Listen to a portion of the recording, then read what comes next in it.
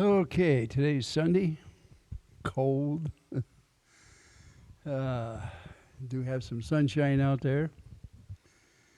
Whew. Come out here in my garage to work a little bit. Uh, did some battery testing. My battery's okay over there on that thing. I got a scanner on there, starting to see what's wrong with all those lights are on my dash. It really upsets them when the battery goes dead, and then you have to go through recharging and doing all kinds of stuff to try to get the battery to take juice again. But doggone it survived. It said that everything's good in it. I did the testing and pulling it down with lights and the starter and all kinds of stuff. And it said, hey, okay. So I have to take it as word unless it quits on me. Now I'm running the scanner on the computer to see what's going on with it. Let's see.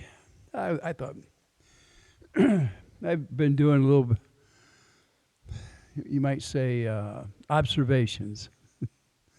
I know it, being nosy.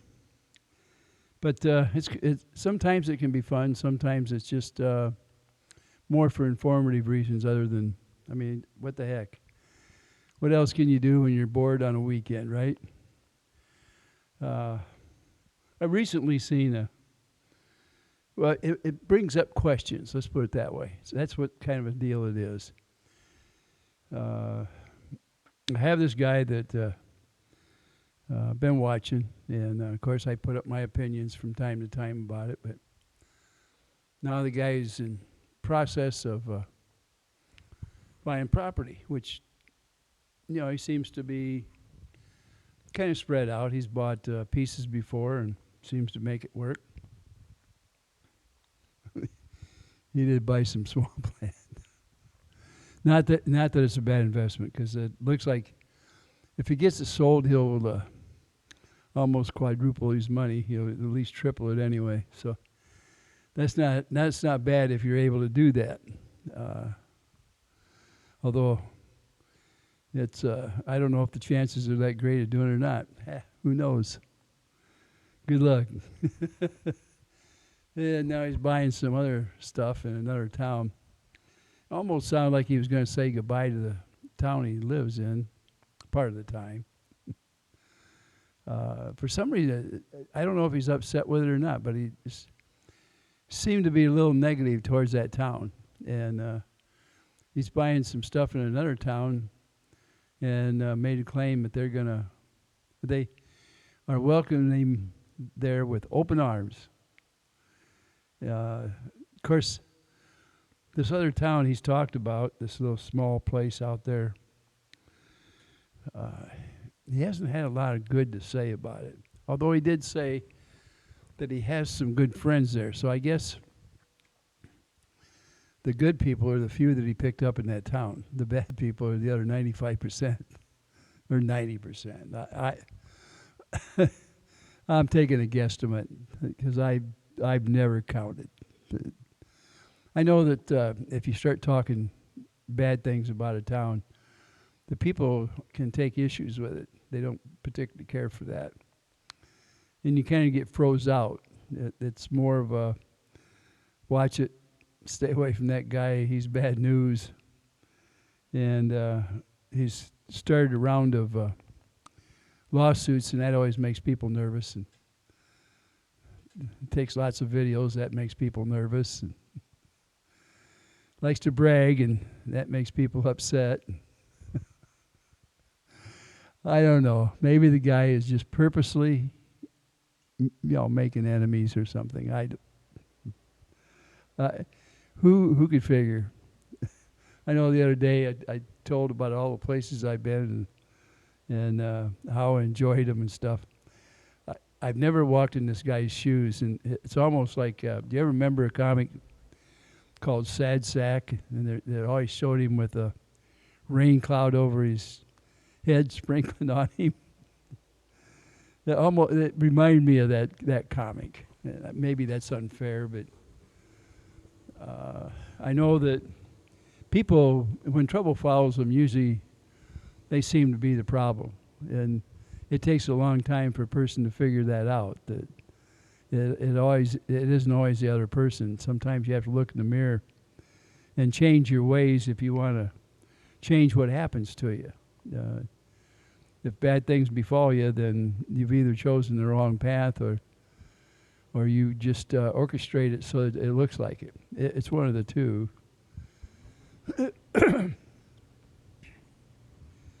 Oh, I had somebody come on my channel and spend a lot of time telling me pretty much that I didn't know what I was talking about, and maybe I was unfair towards somebody. And they spent a lot of time doing it, but I could tell that they could have been done in one sentence.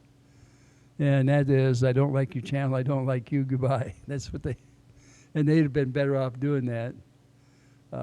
They spent a lot of time writing 3 paragraphs, and I'm sure they spent some time thinking about it. But more than likely, they thought they would draw attention to themselves, and probably went back to all the friends and bragged about how they told this guy off. This guy. But I'll probably get the last laugh. You see, she'll go back to all her friends and tell them all about this story she put on there, and they'll come all by to look at it and put positive remarks on her bad remarks, and they won't find it. I like to ghost some of them like that. When they come in there, they can see it, but when their friends come in, they can't see it. And you'd be surprised. Sometimes they'll leave that stuff there a long time. It takes them a while to figure it out.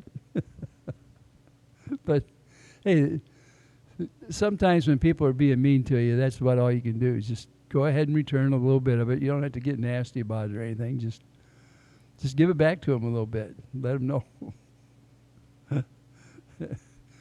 If they're smart, they know how to check it out to make sure whether they were ghosted or not. I get some things in there. One of them, one of them had to make the same remark twice. I don't know why, but it had to do with I had made some comments about a channel where I wasn't welcome, and I actually give the guy plenty of compliments because I think he is a up and coming channel that is very smart, and he's a good businessman and everything. But we apparently don't see eye to eye, which not too many people really do. Everybody has their own spin on things.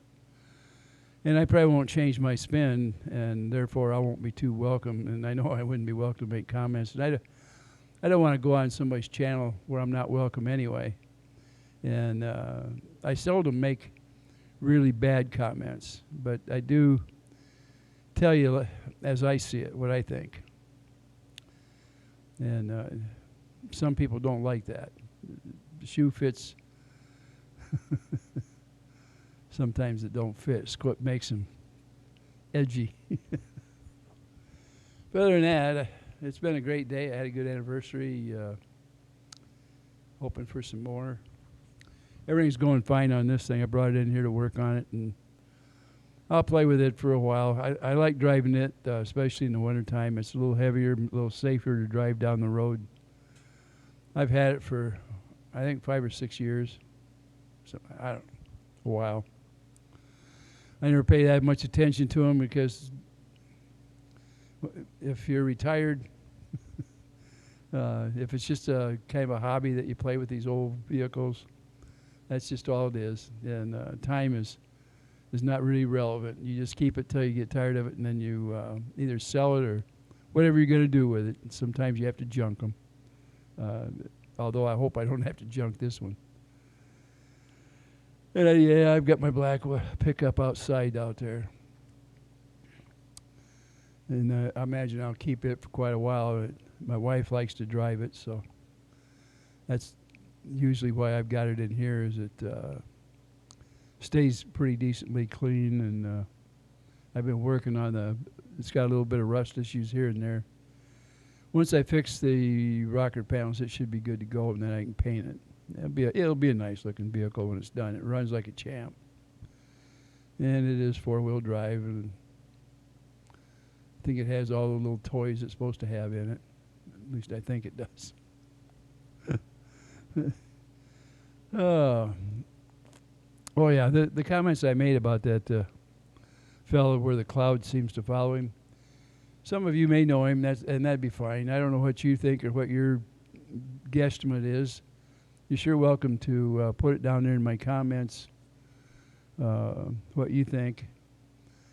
It's just when I give you an opinion on something like that, it's because of lifetime of experience dealing with people, on that end. That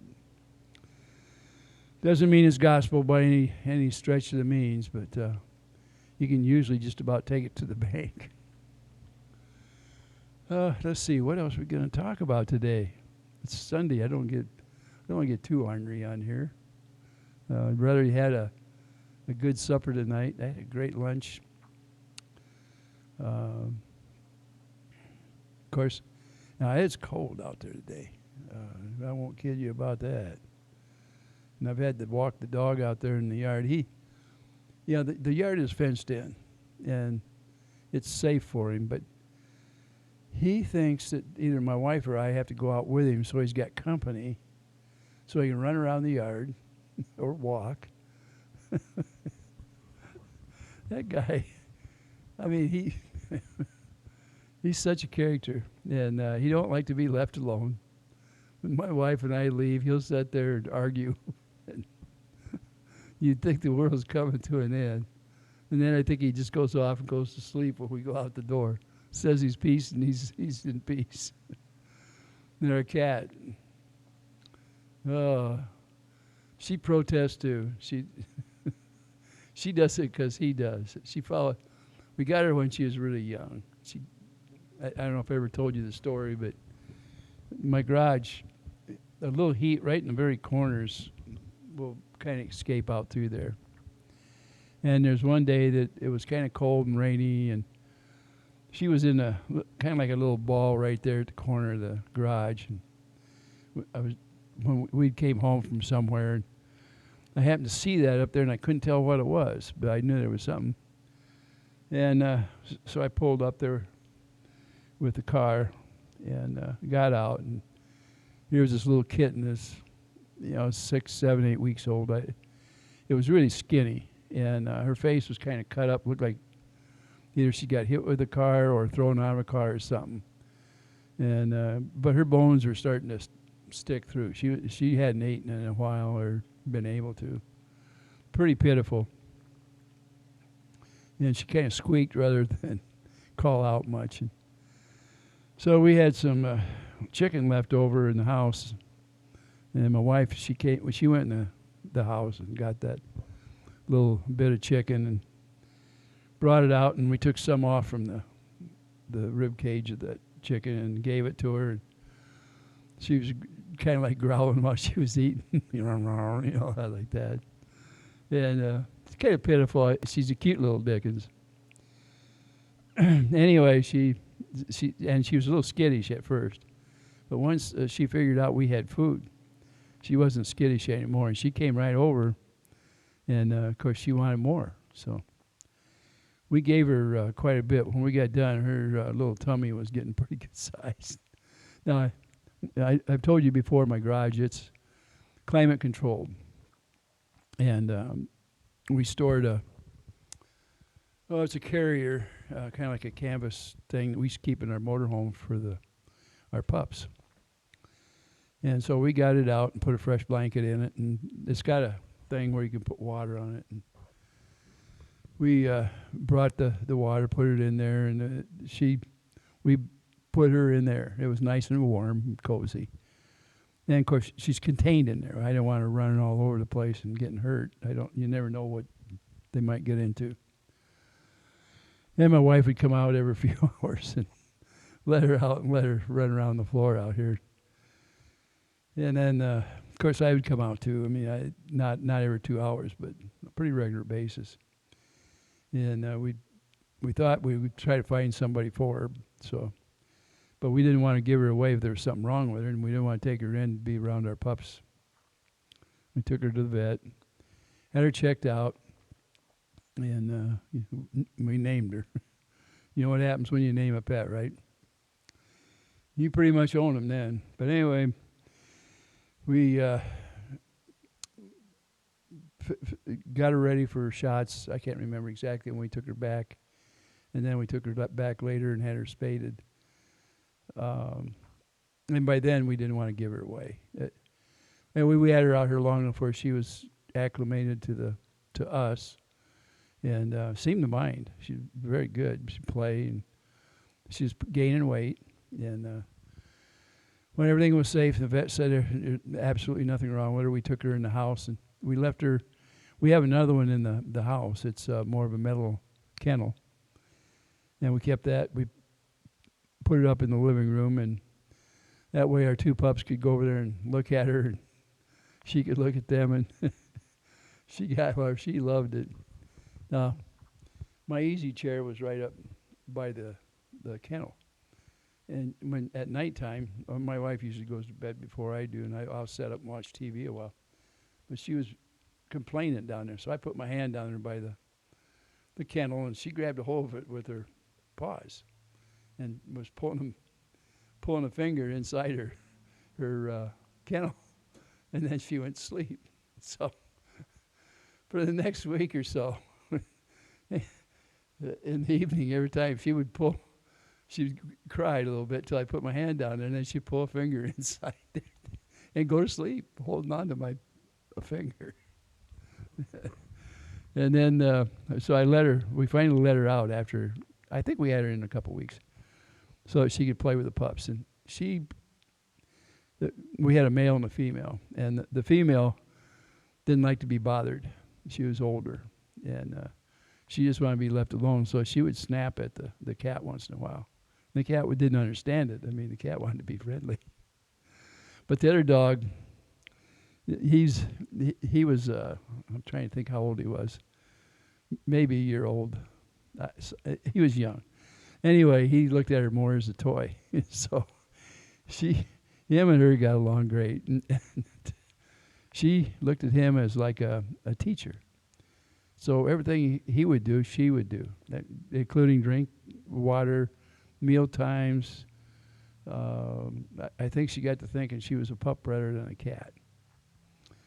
And they would tease each other back and forth, and the two pups would play with each other. And like I say, the female pup would not play with the cat. Absolutely not going to have it. And she was kind of the dominant around there. She run things. But we still have her. And we really, I guess you could say that she adopted us. She chose us. And then I guess she was about maybe 6 months old when we told the vet we weren't gonna give her away. We're gonna keep her. So she's still around. She almost tries to run the household. She even has a room